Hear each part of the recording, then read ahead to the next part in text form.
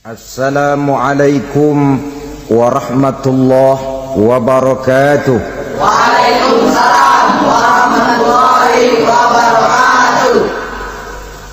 Alhamdulillah wassalatu wassalamu ala sayyidina Rasulillah sayyidina wa maulana Muhammad ibn Abdullah wa ala alihi wa sahbihi wa mawalah. La haula wa la quwwata illa billah, amma ba'du. Bapak-bapak, ibu-ibu, saudara-saudara kaum muslimin rahimakumullah. Kita menyaksikan peristiwa-peristiwa yang memilukan dan memalukan. PHK terjadi di mana-mana. Pengangguran meningkat, harga-harga membumbung tinggi. Daya beli rakyat semakin lemah.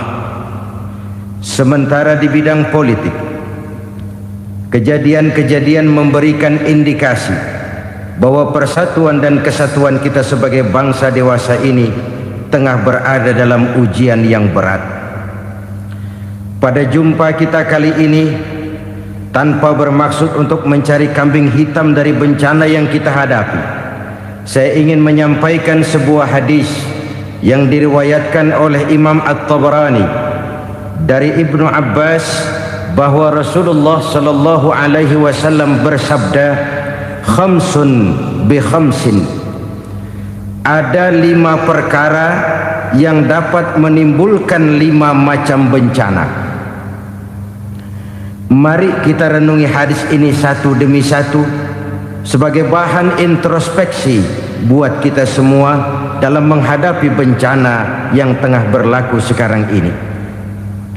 Yang pertama, manaqasa qaumul ahda illa sullita alaihim aduwwuhum.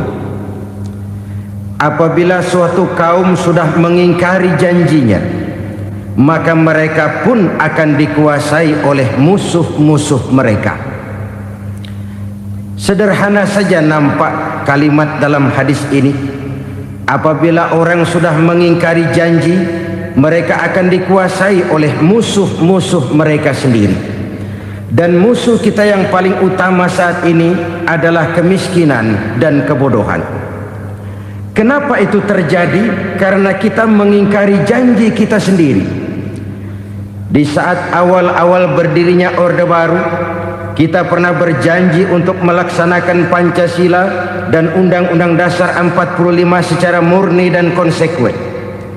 Kita berjanji bahwa kita akan menegakkan pemerintah yang bersih dan berwibawa. Itu semua pada permulaannya. Waktu demi waktu berjalan, kita lupa dengan janji yang kita ucapkan itu. Ketuhanan yang Maha Esa kita ucapkan, tapi kesetanan yang luar biasa yang kita lakukan. Kemanusiaan yang adil dan beradab yang kita dengungkan, tetapi kemanusiaan zalim dan biadab yang kita praktekkan. Sederhana saja saudara, hampir setiap pejabat pada posisi-posisi kunci, di awal-awal ia memangku jabatan itu, biasanya ia mengucapkan sumpah dengan lafaz demi Allah, bahwa dalam melaksanakan jabatan ini saya tidak akan menerima hadiah atau pemberian dalam bentuk apapun. Itu pada permulaannya. Lama-lama rupanya hadiah itu asik juga, mulai diterima. Lama-lama dirasa kurang, mulai menagih. Dan akhirnya terjadilah praktek yang disebut suap menyuap, semir menyemir, dan lain sebagainya. Kalau ini sudah menjadi kenyataan, bagaimana kita mau menegakkan pemerintah yang bersih dan berwibawa? Undang-Undang Dasar 45 menyatakan bahwa bumi, air, dan seluruh kekayaan negara dikelola oleh negara bagi sebesar-besar kemakmuran rakyat. Yang terjadi adalah bahwa kita merasa mewakili rakyat untuk menikmati harta dan kekayaan negara, sehingga rakyat banyak tidak bisa ikut menikmatinya. Menumpuklah harta itu sehingga terjadilah pepatah, gunung ditimbun, sumur digali. Yang kaya semakin kaya, yang miskin semakin terpuruk. Kita ingkar dengan janji yang kita ucapkan di awal-awal kita bergerak. Kita ingkar dengan janji pada saat kita mengatakannya dengan menyebut nama Allah, dengan mempertaruhkan nama Tuhan, sehingga pada akhirnya jabatan pun mengalami tender. Sudah menjadi rahasia umum, orang mau jadi lurah mesti mengeluarkan uang, mau jadi camat mesti mengeluarkan uang, mau jadi wali kota, bupati, bahkan gubernur, itu ada pasarannya.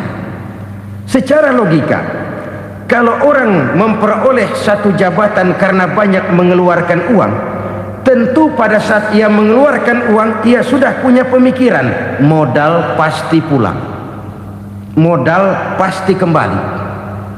Kalau orang memperoleh suatu jabatan karena banyak mengeluarkan uang, maka langkah pertama yang dia lakukan setelah memangku jabatan itu ialah bagaimana uang bisa kembali, bagaimana modal bisa pulang. Kalau modal sudah pulang, pikiran berikutnya bagaimana supaya dapat untung.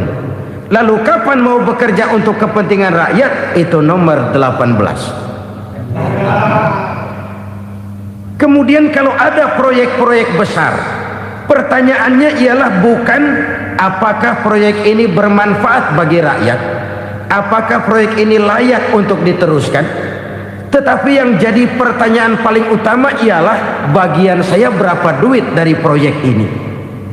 Kita bisa lihat proyek, mega proyek lahan 1 juta hektar di Kalimantan Tengah, triliunan rupiah, dan proyek itu gagal.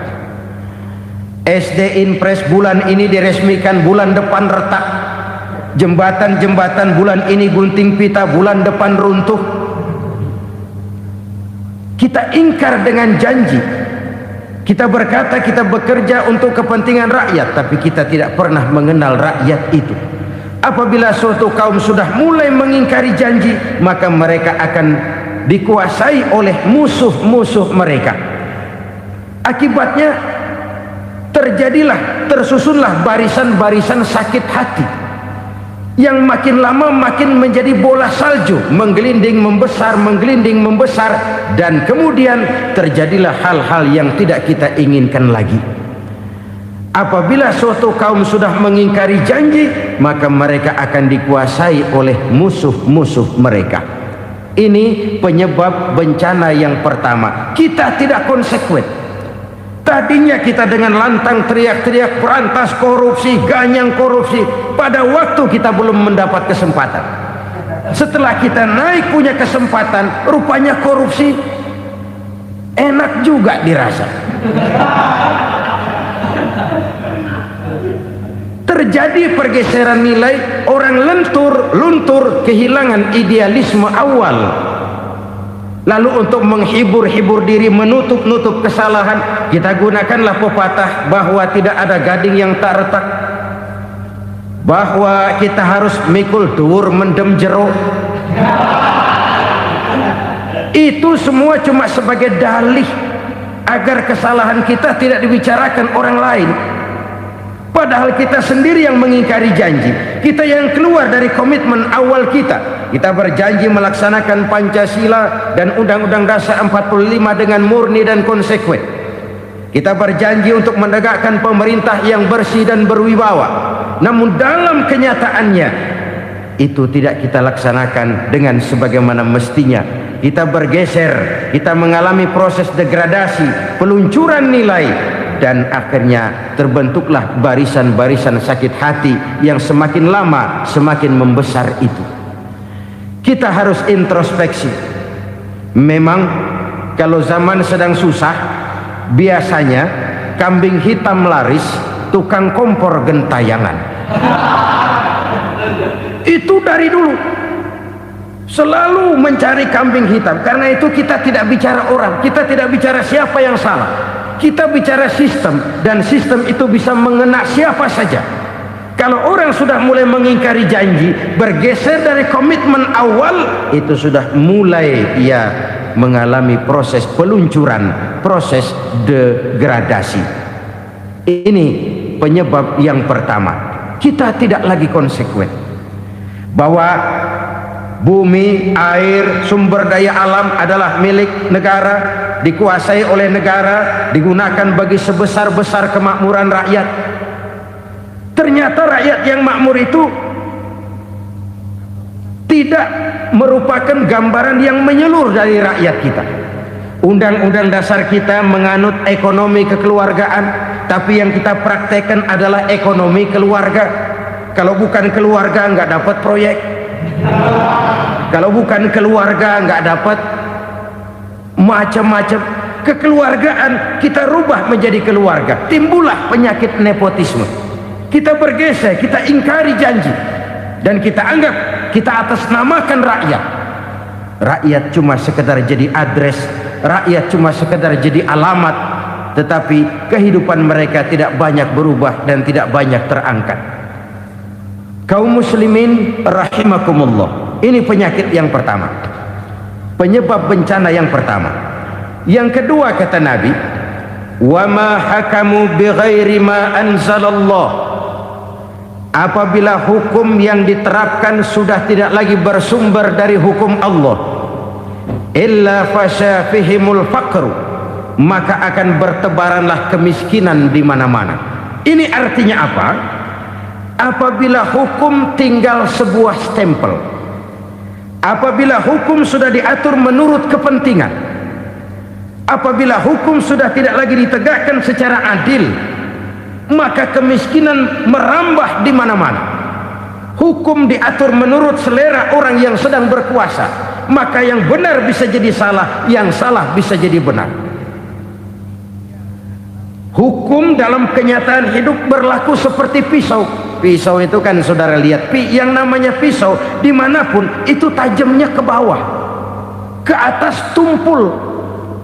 Kalau hukum itu, kalau untuk rakyat, hukum itu tajam bukan main, cepat sekali dilaksanakan. Tapi giliran menengah ke atas, yang gedean dikit berbuat salah, hukum tumpul. Hukum pura-pura tidak dengar, akibatnya terluka rasa keadilan rakyat. Satu kasus rakyat diam, dua kasus rakyat diam, tiga kasus rakyat diam, kasus terakumulasi di hati rakyat, luka rasa keadilan, dan itu menjadi sumber bencana. Penjarahan kita tidak setuju itu, tapi kita harus melihat kausalnya. Itu kan tidak berdiri sendiri, itu kan karena terlukanya rasa keadilan rakyat, melihat kesempatan ini tidak merata. Kalau rakyat ini yang ngajukan kredit ke bank, walaupun jumlahnya cuma jutaan, ratusan ribu, susahnya 17 setan.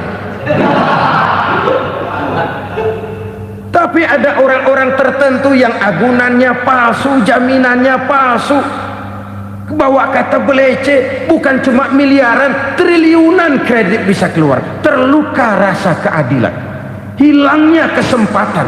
Rakyat cuma dapat kesempitan, jarang dapat kesempatan. Dari lukanya rasa keadilan ini, memang ya entah lipstik, entah basa-basi, dibentuklah tim ini, dibentuklah badan pengawas ini, dibentuklah tim ini. Kalau membentur tahu, hancur tahu. Tapi kalau tim yang dibentuk membentur karang, bukan karangnya yang hancur biasanya, timnya yang bubar. Kenapa? Yang dibentur batu karang yang sangat keras. Kita main-main dengan hukum, kita tidak konsekuen dengan hukum, luka rasa keadilan, dan itu terakumulasi. Edi Tamsil, rakyat tahu, terakumulasi, menguap begitu saja. Kasus-kasus lain rakyat tahu, menguap begitu saja. Ketidakadilan terakumulasi, mengendap di hati rakyat, menunggu ledakan. Pada saat sumbu meledak, rakyat tidak bisa dibendung lagi. Oke, kita tidak setuju dengan penjarahan, tapi jangan melihat itu sebagai peristiwa yang berdiri sendiri. Kenapa itu terjadi? Kausalnya kenapa? Oke, kita tidak setuju memang, tapi yang dijarah oleh rakyat kan memang cuma untuk perut. Yang dijarahkan beras, yang dijarahkan televisi, yang dijarahkan kulkas yang masih bisa dihitung. yang memang real untuk kebutuhan rakyat. Penjara-penjara berdasi kepala botak yang menguras uang rakyat habis-habisan, enak saja melenggang dalam kehidupan ini. Makin terluka rasa keadilan rakyat. Apabila hukum yang diterapkan sudah menyimpang dari keadilan yang diajarkan Allah, fasyafihimul fakru, bertebaranlah kemiskinan. Aneh, memalukan, memilukan. Sebuah negara agraris yang katanya pulaunya hijau royo-royo, Gemari Palau Jenawi Toto Tentem Kertora Harjo, yang tahun 93 pernah mendapat penghargaan dari FAO, Badan Pangan Sedunia, sebagai negara yang berhasil dalam swasembada pangan. Sekarang ini kita terpaksa betul beli beras dari Vietnam, beli beras ke Kamboja, beli kedelai dari Kamboja. Kenapa? Lahan sawah kita habis ditanami pabrik. Teknologi kita, teknologi loncatan yang non applied, tidak terpakai oleh kita. Lantas lahan yang tidak bisa kita tanami, kita paksakan lahan-lahan gambut menjadi tanah pertanian yang subur dengan biaya triliunan, dan kita gagal. Kita cari jarum dan kapak hilang. Kita mau jadi negara industri dengan loncatan teknologi yang maju, kita lupakan pola pijak kita sebagai negara agraris, dan akhirnya kita kecolongan. Lihatlah dewasa ini, rakyat kita antri sembako di mana-mana.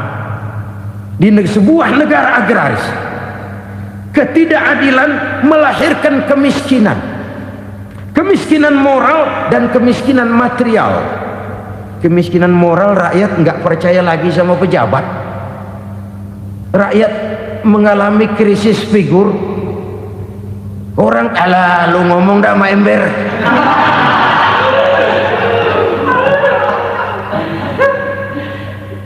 Penataran yang menghabiskan biaya miliaran itu melahirkan pejabat-pejabat korup. Pengawasan yang menghabiskan biaya miliaran itu ternyata impoten, mandul. Kemiskinan moral. Jujur saya berkata, saudara-saudara, setelah pintu reformasi dibuka, itu yang masuk memang macam-macam. Ada yang memang punya tujuan murni, konsekuen, dan punya konsep. Ada yang nunggu di tikungan, begitu mobil lewat nyamber pintu, berangkat ikut reformasi. Ada yang memanfaatkan momentum, mumpung, untuk nyampein unek-unek, ngerti nggak, pokoknya ngomong. Sehingga keadaan semakin rancu, kebingungan semakin menjadi-jadi, masalah yang paling urgent tidak terselesaikan. Sekarang ini orang berpikir mendingan jadi pala ular daripada jadi buntut macan. Buntut macan memang hebat macan, tapi kalau buntutnya cuma ugel-ugel di belakang buat apa? Mendingan jadi pala ular, kecil juga nyaplok. Artinya ya biar kecil juga kalau punya partai kan gagah. Lalu rame-rame bikin partai kayak bikin arisan. Orang makin mengalami dislokasi. Semua mau jadi pahlawan, semua mau nomor satu, semua ngomong. Iya kalau bidangnya, kalau bukan makin rancu. Marilah lewat kesempatan ini saya mengajak kita untuk tahu diri. Biarkan politisi ngomong politik, biarkan ekonom menata ekonomi, biarkan praktisi bicara soal hukum, biarkan rakyat munajat, istighfar, mohon pertolongan Allah. Tahu diri kita. Kalau memang ayam, kukuruyuk aja dah. Kalau memang kucing, ayo ngeong. Kalau kambing, silahkan ngembe. Udah tahu ayam, ngeong bunyinya. Suaranya palas, orang nggak ngerti, bingung, makin menjadi-jadi. Ibarat kesebelasan sepak bola bangsa kita sekarang ini, rame-rame mau bikin gol, kiper ikut nyerang sekarang. memilukan dan bahkan memalukan. Wa ma hakamu bighairi ma anzalallah illa fasha fihimul fakru. Kalau hukum yang diterapkan sudah menyimpang dari keadilan yang diajarkan Allah, bertebaranlah kemiskinan di mana-mana. Coba sekarang ini yang punya duit bingung, apalagi yang kagak punya duit. Yang pengusaha gede ngeluh, apalagi yang pengusaha pas-pasan. Yang kagak punya beras, yang punya beras saja masih bingung, apalagi yang nggak punya beras. Ini sudah demikian merata. Dulu kita kagum mendengar konglomerat kelas buadah, kelas-kelas yang seakan-akan cuma ada dalam khayalan mereka, punya kekayaan miliaran dolar, triliunan. Sudahlah, seolah-olah nggak terjangkau sama kita. Weh, ternyata yang gede-gede itu juga gede utangnya. Dan rontok satu demi satu. Ternyata rakyat selama ini cuma dialamatkan, cuma dijadikan adres. Rakyat yang tidak banyak ngerti persoalan ini harus menanggung hidup ini begini berat, harus menanggung beban hidup ini begini tinggi, daya beli semakin lemah, semakin terpuruk dan terpuruk, sedang keadaan belum juga banyak berubah. Yang hutang sama luar negeri itu kan bukan rakyat kecil, Ciano. Yang banyak nyimpen dolar juga kan Ciano. Rakyat kecil bocah kampung mah jangankan nyimpen dolar, ngelihat juga tumben. Kemana kita mesti bercermin? Sekali lagi saya mengatakan, maaf, kita tidak bermaksud mencari kambing hitam. Karena itu kita tidak bicara orang, kita bicara sistem, kita bicara keadaan. Beginilah yang dikatakan Nabi, penyebab timbulnya bencana, hukum yang ditegakkan tidak lagi berorientasi kepada keadilan, tapi berorientasi kepada kepentingan. Akhirnya bentuk hukum seperti pisau, tajam ke bawah, tumpul ke atas. Hukum cuma buat rakyat kecil, tetapi kelompok menengah ke atas kadang-kadang kebal dari perlakuan hukum. Maka bertebaranlah kemiskinan. Iya, kemiskinan moral berupa lukanya rasa keadilan. Kalau rasa keadilan terluka, orang kan nunggu kesempatan, saudara. Iya, dia nggak bisa ngomong, iya dia nggak sanggup action, iya dia nggak bisa tunjuk rasa, tapi hatinya kan, kapan ada kesempatan, kapan ada waktu, tunggu. Hatinya mesti begitu. Sehingga begitu ada kesempatan, terjadilah hal-hal yang tidak terhindarkan. Dan itu ekses, bukan reformasi. Jangan seperti sebuah dialog saya dengan seorang abang beca. Saya bertanya, bang, iya, abang tahu nggak reformasi? Tahu. Ustadz, apa? Pembakaran. Terus penjarahan, lalu perkosaan. Itu reformasi. Itu yang saya lihat. Nah, itu yang dia lihat. Saya tentu tidak menyalahkan abang beca kita, karena memang itu yang dia lihat dan sejauh itu wawasannya. Tapi ini indikasi bahwa banyak rakyat kita yang belum bisa menggunakan kebebasan secara bertanggung jawab. Padahal kebebasan tanpa tanggung jawab tirani. Sebuah contoh gampang-gampangan. Saya beli radio, saya setel di kamar saya, lalu saya bilang, ini radio gue. Yang beli gue, pakai duit gue setel di kamar gue, sekeras-kerasnya, gak ada urusan sama orang lain. Itu kata saya. Tetapi tetangga saya sebelah rumah kan boleh juga ngomong begitu. Kata tetangga saya, ini mata gue, yang ngantuk gue tidur di kamar gue, kenapa suara radio lu nyampe kemari? Artinya apa ini? Kebebasan saya nyetel radio dibatasi oleh kebebasan tetangga saya yang mau tidur. Tidak ada kebebasan mutlak. Kebebasan mutlak tanpa tanggung jawab kembali akan melahirkan tirani, kembali akan melahirkan pemaksaan kehendak. Dan itu lagi-lagi bukan demokrasi. Saudara-saudara kaum muslimin rahimakumullah, ini penyakit yang kedua, lukanya rasa keadilan, terutama di kalangan rakyat kecil. Itu mengendap menjadi akumulasi dan menunggu giliran kapan bisa dimuntahkan.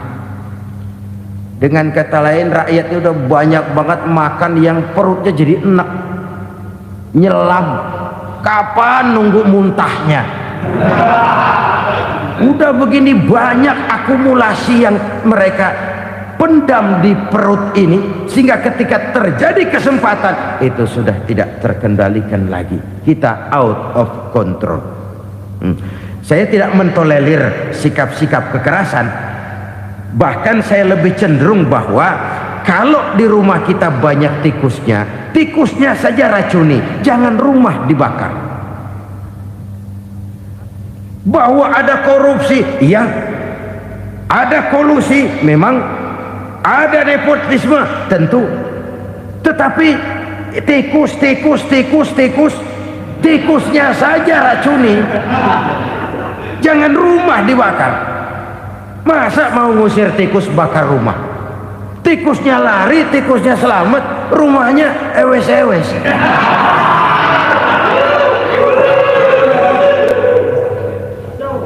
Tikus selamat, rumah nggak punya, masalah nggak terselesaikan dengan sebagaimana yang kita harapkan.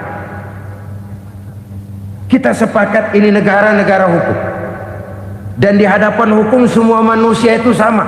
Itu prinsip yang diajarkan Allah. Al-musawat bainan nas fi takalifil ahkam. Semua manusia sama dalam berhadapan dekat dengan hukum Allah Subhanahu wa ta'ala. Kalau hukum sudah pandang bulu, itu jelas yang enak yang banyak bulunya. Siapa yang banyak bulunya? Monyet. Kalau hukum pandang bulu, monyet keenakan.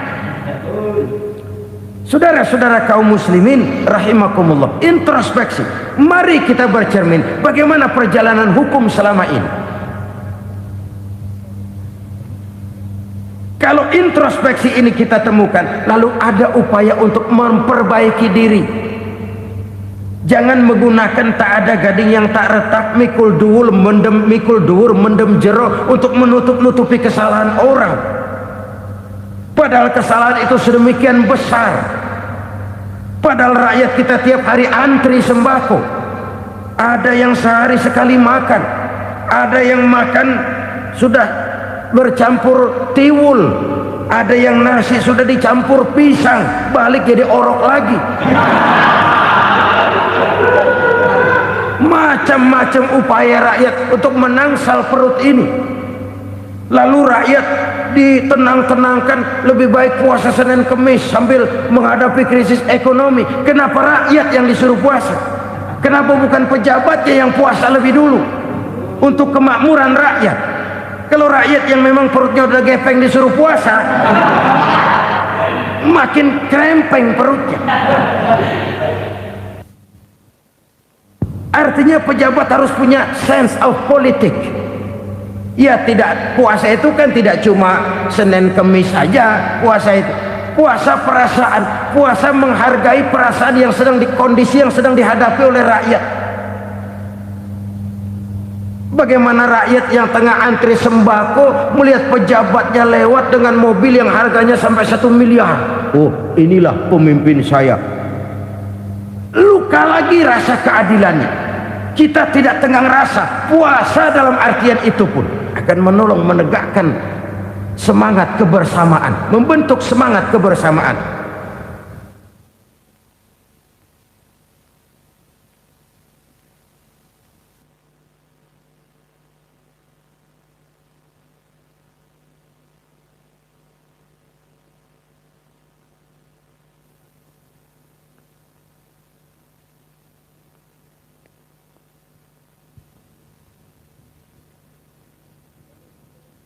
Saudara-saudara kaum muslimin rahimakumullah, penyebab bencana yang ketiga dikatakan oleh baginda Nabi,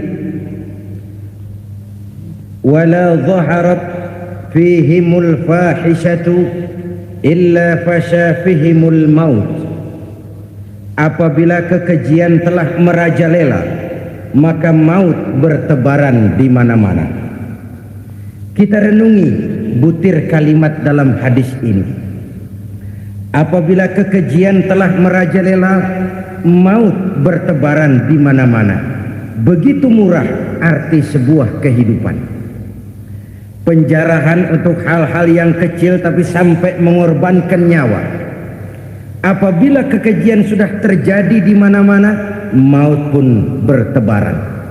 Maut dalam arti berpisah ruh dengan jasad, tapi juga maut dalam arti orang bisa mati karirnya, orang bisa mati usahanya, orang bisa mati kesempatannya karena perbuatan-perbuatan keji yang selama ini tidak terbendung.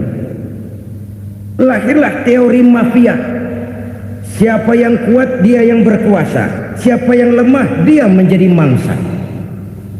Proyek-proyek besar yang menang tender itu ya dari itu ke itu saja.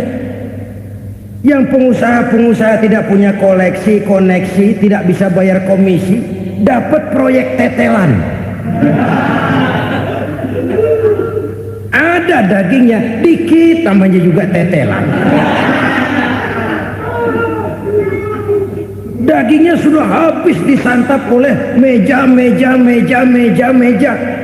Sekian puluh meja dilalui, sekian puluh amplop dikeluarkan. Sehingga yang akhirnya ya tinggal tetelan itu tadi. Maka kualitas pekerjaan pun sudah bukan lagi jadi masalah. Demikianlah mafia-mafia ini bermunculan di mana-mana. Di pengadilan terkenallah mafia pengadilan. Hukum bisa dibeli, hukum bisa dipesan menurut kebutuhan sponsor. Mafia peradilan, mafia politik, mafia ekonomi, bahkan mafia agama yang menggunakan agama sebagai kedok, menggunakan agama sebagai dalih, menggunakan agama sebagai topeng untuk melancarkan maksud-maksud politiknya pun tidak tertutup kemungkinan. Apabila kekejian telah merajalela, maut bertebaran di mana-mana. Korupsi, kolusi, nepotisme itu bagian dari kekejian. Kita selama ini kalau mendengar maksiat, itu yang terbayang cuma judi, mabuk, zina. Iya, itu maksiat. Tapi korupsi, kolusi, nepotisme itu juga maksiat dalam bentuk lain. Kalau ini sudah bertebaran, maka maut terjadi di mana-mana. Jangan bayangkan cuma mati orangnya, itu sih kewajiban. Yang menyakitkan itu orangnya masih hidup tapi dibikin mati, karirnya mati. Kenapa? Karena yang diperlukan bukan cuma orang pinter tapi orang taat. Biar pinter, kalau nggak taat minggir. Biar bodoh, kalau taat bisa nyenangin atasan, bisa nyemur. Kumaha juragan wae ayeuna mah. Itu yang kadang-kadang dapat penghargaan. Tidak ada prestasi kerja kecuali bikin senang orang di atas.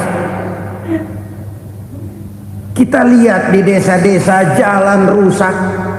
Kalau ada berita pejabat anak mau turun, jalan rata sekali. Sampai tanah dari mana aja dikeruk buat ngeratain tuh jalan. Pejabat pulang legok lagi jalanan. Katanya kita kerja buat rakyat, nyatanya kita cuma melayani atasan. Kenapa? Terjadi lingkaran setan. Seperti kata lagu Dul Sumbang itu. Mahasiswa takut sama dosen, dosen takut sama dekan, dekan takut sama rektor, rektor takut sama menteri, menteri takut sama presiden, presiden takut sama mahasiswa. Muter balik lagi, lingkaran setan, lingkaran setan.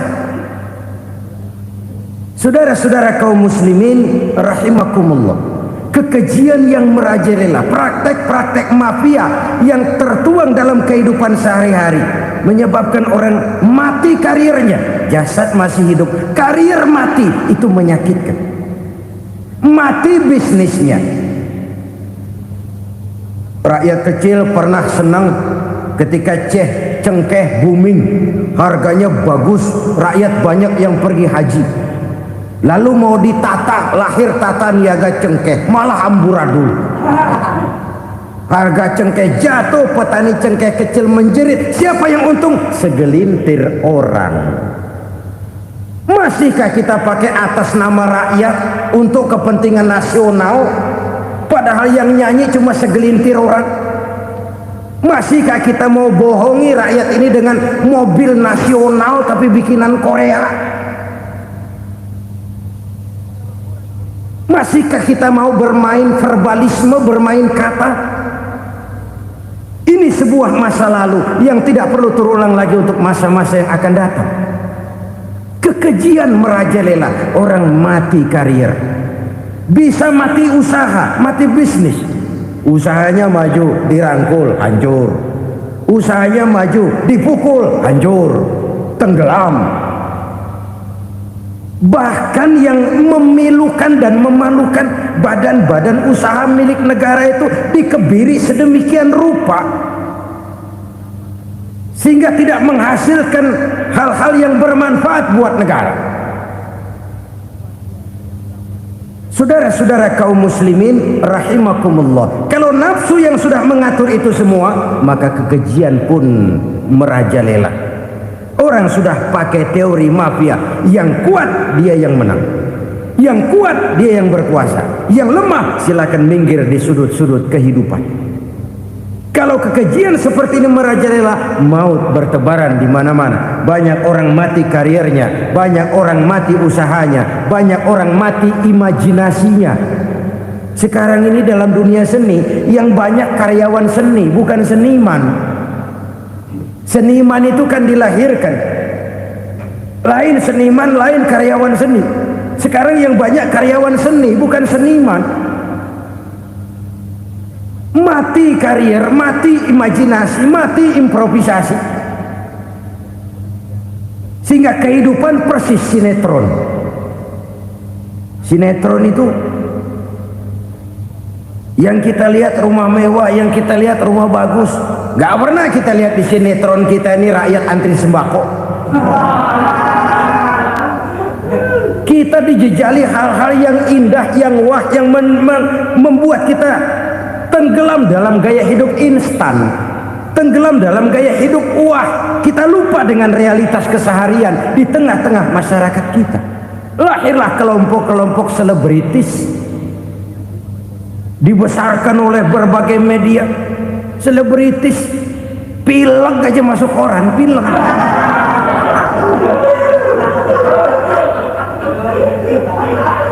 Rakyat yang pingsan antri beras nggak masuk koran.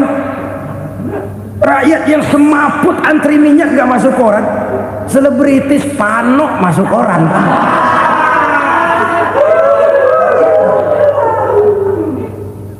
Kita besarkan hal-hal kecil, kita kecilkan hal-hal besar. Karena apa? Kita mengejar oplah, kita profit oriented, tidak lagi berorientasi kepada realitas hidup yang kita hadapi ini. Kalau kekejian sudah merajalela, kata Nabi, maka maut bertebaran di mana-mana. Maut dalam artian maut, coba lihat sekarang begitu murah nyawa. Karena 1000 perak orang mau nusuk bunuh. Karena beras seliter orang khilaf, begitu murah kehidupan. Tapi kekejian dalam bentuk korupsi, kolusi, nepotisme, kekejian dalam bentuk itu mematikan karier, mematikan bisnis, mematikan imajinasi, mematikan kreativitas. Itu juga maut dalam bentuk lain akibat kekejaman lain. Ini penyebab yang ketiga. Yang keempat, penyebab bencana menurut baginda Rasul, wala tuffiful mikyala illa muni'un nabat. Apabila timbangan sudah dicurangi, maka tercegahlah tumbuh-tumbuhan. Apabila timbangan sudah mulai curang, maka terjadilah musim paceklik. Apabila bisnis sudah bergaya mafia tadi itu. Kecurangan-kecurangan terjadi, tender di balik pintu. Yang dimenangkan cuma kelompok-kelompok yang bisa memberikan presentasi yang besar. Muni'un nabat, terjadilah paceklik. Paceklik, panen gagal, wereng ya wereng, kemarau panjang it's okay, air sulit iya, tetapi kan semua itu ada yang ngatur. Kemarau ada yang ngatur, belalang itu ada yang ngatur, air itu juga ada yang ngatur. Yang ngatur itu yang serba maha. Kalau ia murka melihat kecurangan timbangan, Allah itu kalau murka kan gampang saja, tinggal komandoin balang, lang, hancurin tuh sawah. Konvoy belalang, konvoy. Allah tinggal ngutik angin El Nino.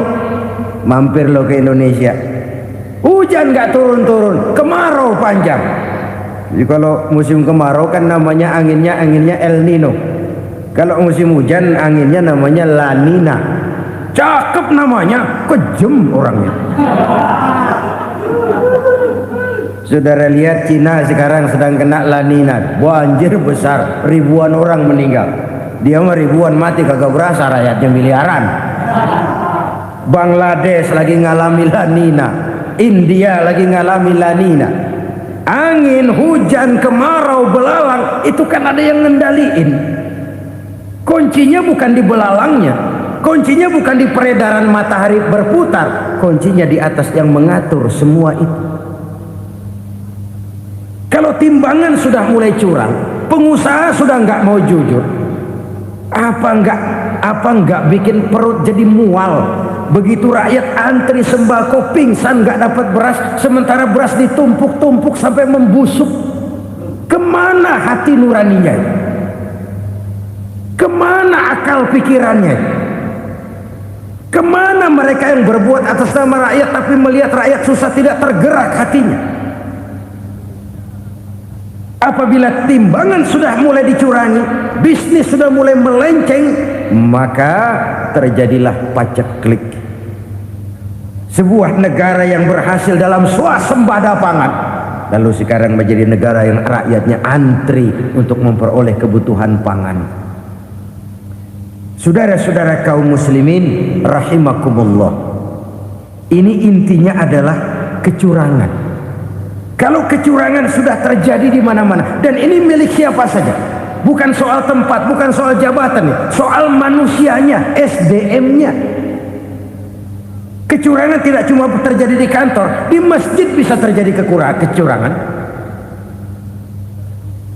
Korupsi tidak hanya bisa terjadi di kantor, di madrasah bisa ada korupsi. Faktor manusianya, ini soal SDM. Kecurangan yang besar tentu besar lagi kerugiannya. Kecurangan yang kecil, kecurangan sehari-hari, pedagang-pedagang kecil ngurangi timbangan, barang yang buruk dikatakan baik, yang baik dikatakan buruk, itu merugikan perorangan. Kecurangan yang besar merugikan bangsa dalam bentuk total, dalam bentuk seutuhnya. Nah, kecurangan-kecurangan seperti ini rakyat kan lihat, rakyat kan tahu, dan itu kembali terakumulasi di sini, pegel.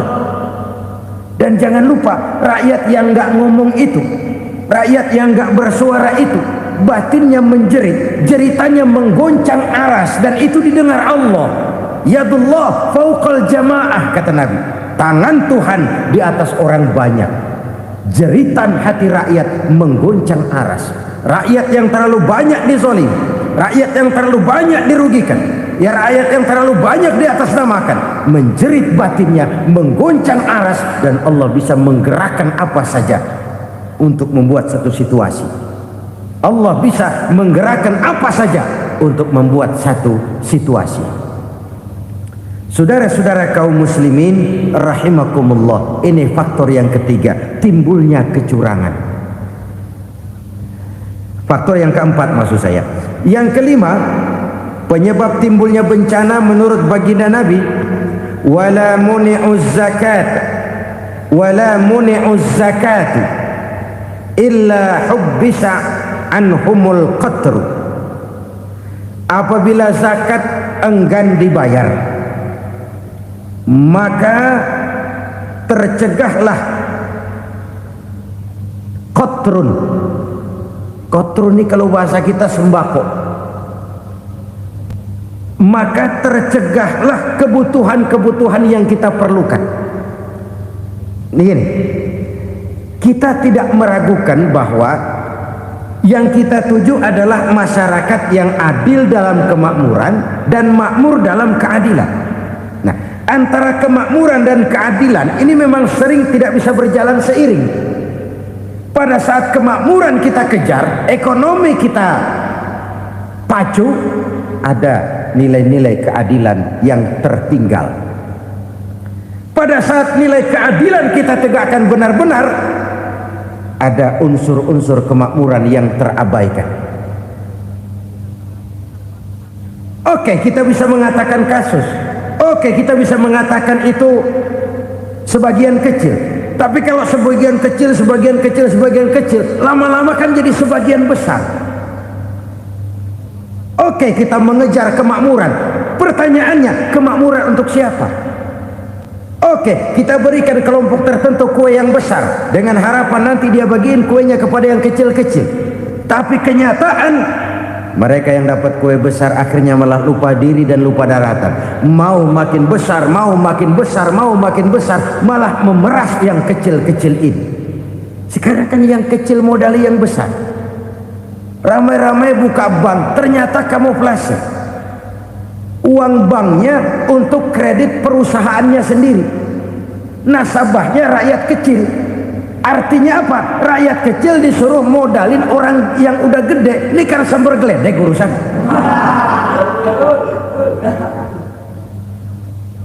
Ini kan permainan apa lagi? Rakyat kecil suruh modali yang gede, nasabahnya rakyat kecil, kumpulkan uangnya di bank, kucurkan kredit kepada perusahaannya sendiri. Bukankah itu rakyat kecil suruh modali yang gede? Sudah begitu kejamkah kita untuk meraih keuntungan dengan mengorbankan orang kecil ini? Sudah tidak bicara lagi kah nurani kita melihat penderitaan orang yang semakin susah ini?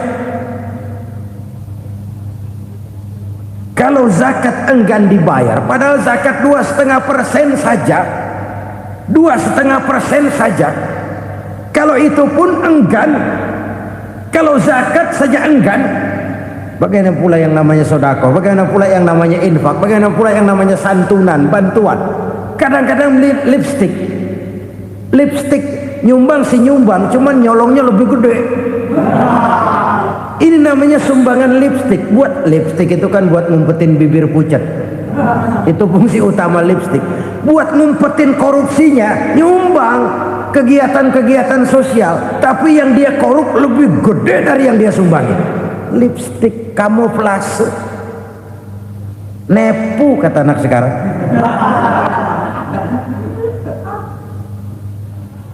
Saudara-saudara kaum muslimin rahimakumullah, demikian berat kewajiban zakat ini sampai di zaman Sayyidina Abu Bakar pernah keluar komando perangi orang yang enggan membayar zakat. Perangi, karena fungsi zakat adalah menjembatani antara si kaya dengan si miskin. Bahwa ada kemiskinan itu Qur'ani. Allah menyatakan, aku melebihkan rezeki sebagian kamu dari yang lain.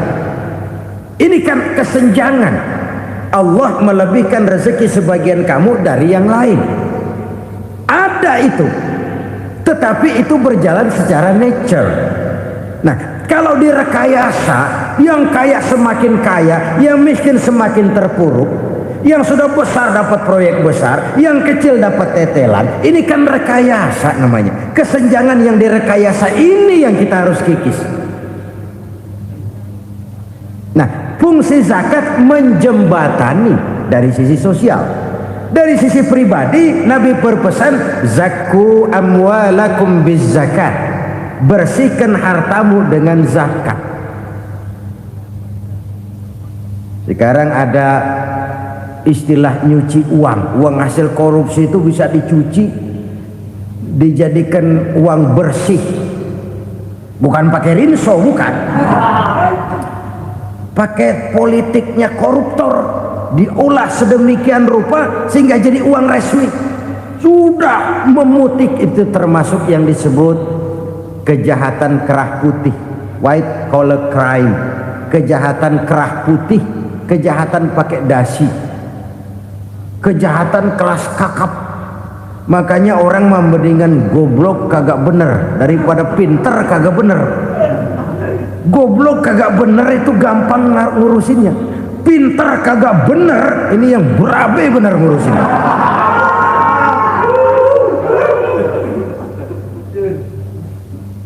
Kita bukan cuma perlu orang pinter kok di zaman sekarang, kita perlu orang-orang bener yang punya komitmen, yang sesuai kata dan perbuatan, yang bisa merasakan apa yang dirasakan oleh rakyat, yang punya sense of politik yang tinggi, yang peka, yang penuh keterbukaan, yang punya wawasan dan pandangan jauh ke depan. Dari sisi pribadi, zakat itu membersihkan harta kita. Ya, dia tercampur dengan yang subuhat, dia bahkan mungkin tercampur dengan sedikit-sedikit yang haram. Itu zakku amwalakum bizzakat, bersihkan hartamu dengan zakat itu. Pada sisi sosial ia menjembatani, pada sisi pribadi ia membersihkan harta kita. Karena itu kalau kita minta berdoa, minta rezeki, syarat rezeki itu halalan thayyiban wasi'an. Nggak pernah kurang dari 3 itu. Halal, bagus, banyak. Halal, bagus, tapi sedikit, susah ngaturnya. Halal, banyak, tapi kurang bagus, buat apaan? Bagus, banyak, tapi haram, enggak ada artinya. Sebab kata Imamul Ghazali, kalau kau terlalu suka memakan makanan yang haram, dikunyah masuk ke dalam perut besar, digiling oleh perut besar, menghasilkan energi, menggerakkan sel-sel pembuluh saraf, kau juga akan cenderung berpikir yang haram. Kalau sudah cenderung berpikir yang haram, perbuatan pun akan mengarah kepada perbuatan-perbuatan yang haram. Dulu waktu kelompok Jimbaran 200 konglomerat Indonesia kumpul, dihimbau supaya sekian persen kasih pengusaha-pengusaha lemah. Itu kan cuma sekedar belas kasihan, tidak banyak menolong keadaan. Dan bukan itu yang diperlukan pengusaha-pengusaha kecil. Yang diperlukan adalah berikan kami kesempatan seperti mereka dapat kesempatan. Berikan kami peluang seperti mereka juga dikasih peluang. Kalau cuma dikasih 100 juta, 200 juta hari ini, usaha kami nggak ada prospeknya, peluang kagak ada, kan sama juga bohong. Diceburin ke kali, disuruh berenang, tangan diikat, mendingan mampusin ketahuan. Ayo berenang, berlomba, tangan diikat, kaki diikat, sama saja nyuruh mati. Jadi jangan kasih ikannya, kasih kailnya. Yang diperlukan pengusaha kecil menengah ke bawah itu bukan cuma sekedar belas kasih dari konglomerat-konglomerat besar. Berikan kami peluang seperti mereka juga dapat peluang. Berikan kami kesempatan seperti mereka dapat kesempatan. Berikan kami kredit dengan kemudahan seperti mereka juga kalau minta kredit begitu mudahnya. Menciptakan peluang dan kesempatan, pemerataan. Bukan menciptakan manusia Indonesia dengan standar ekonomi yang sama. Semua rumahnya harus sama, semua punya mobil. Itu sih kebersamaan bebek. Bebek, coba lihat bebek, satu ngalor semua, satu ngidul semua. Kebersamaan bukan itu. Kebersamaan adalah menciptakan peluang. Kalau yang kaya bisa semakin kaya, kenapa yang miskin tidak bisa ikut naik jadi sedikit kaya? Kalau pengusaha yang sudah kuat bisa bertambah menjadi kuat dengan proyek mega proyek, kenapa yang menengah tidak bisa ikut menjadi kuat? Dan kenapa kekejian itu merajalela? Kita dengar lewat berita-berita PLN tekor, PLN hutang. Kenapa? Dia beli listrik dari swasta yang belinya lebih mahal daripada penjualannya. Artinya dia beli itu listrik dari perusahaan listrik swasta, dia jual kepada rakyat lagi. Harga jualnya lebih murah daripada dia beli kepada swasta. Kenapa? Ada tekanan lagi tuh. Biasa siklus lagi. Hukum Boyle. Atas neken, paling bawah gepeng. Ya kita nih rakyat kecil, emang nasibnya gepeng-gepeng terus. Saudara-saudara kaum muslimin rahimakumullah, dari 5 penyebab bencana ini kita ambil kesimpulan untuk sebuah renungan dan introspeksi kita bersama. Pertama, mengingkari janji, padahal janji itu yang lebih tinggi nilainya adalah di hadapan Allah Subhanahu wa ta'ala.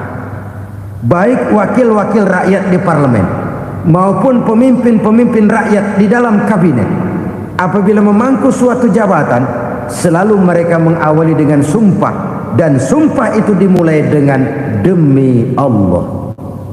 Sadarkah kita pada saat itu kita ucapkan bahwa kita sudah mempertaruhkan Allah untuk jabatan yang kita pegang? Kita sudah mempertaruhkan nama Allah untuk posisi yang dipercayakan kepada kita.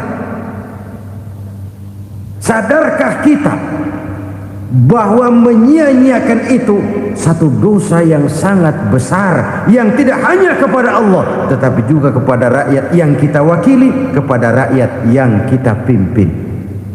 Cukuplah sudah rakyat dijadikan adres, umat dijadikan alamat sebagai numpang. Marilah kita kembali kepada komitmen awal dengan jujur kepada janji kita sendiri. Lalu yang kedua, kekejian, baik berupa korupsi, kolusi, nepotisme, dan perbuatan-perbuatan lain akan melahirkan kemiskinan. Kekurangan pangan bukan satu-satunya yang menyebabkan rakyat menderita. Lukanya rasa keadilan terakumulasi di hati rakyat, dan jeritan hati rakyat mengguncang aras. Kalau Allah murka, Allah bisa melakukan apa saja untuk menciptakan suatu kondisi. Faktor yang ketiga adalah praktek mafia menebarkan maut, baik orang yang mati jasad dan rohaninya maupun orang yang mati karirnya, mati kejujurannya, mati usahanya, mati imajinasinya. Hilang kreativitas kita sebagai bangsa. Faktor yang keempat, kecurangan-kecurangan di bidang usaha, di bidang tender, mengandalkan menjual kekuasaan. Dan memang repot kalau penguasa jadi pengusaha. Mau atau tidak mau, kebijakan-kebijakan kekuasaannya akan memperkuat jaring-jaring usahanya. Dan pada saat itu objektivitas sulit ditemukan lagi. Lalu yang kelima, keengganan membayar zakat, menumpuknya kekayaan negara pada kelompok-kelompok tertentu. Ini akan melahirkan paceklik yang berkepanjangan. Menumpuknya kekayaan dan harta negara pada kelompok-kelompok tertentu akan melahirkan paceklik dan kemiskinan yang berkepanjangan. Marilah kita sadar, marilah kita merenung bahwa keengganan kita membayar zakat menciptakan pemerataan pada akhirnya akan menjadi musibah buat kita semua. Saudara-saudara kaum muslimin rahimakumullah, sekian dulu jumpa kita kali ini. Mudah-mudahan yang saya sampaikan dari hadis riwayat Imam Tabrani ini menjadi bahan introspeksi buat kita semua. Tidak akan seorang muslim jatuh 2 kali di tempat yang sama. Semua merupakan pelajaran untuk kita jadikan introspeksi guna menata hari esok yang lebih baik daripada hari ini. Reformasi harus terus berlanjut, tidak bisa dan tidak perlu dikendalikan, tapi harus tetap dengan landasan akhlakul karimah sesuai dengan budaya kita sebagai bangsa. Terima kasih atas perhatian saudara. Mohon maaf atas segala kekurangan. Jumpa lagi lain kesempatan insyaallah. Usikum wa nafsi bitaqwallah. Wassalamualaikum warahmatullahi wabarakatuh.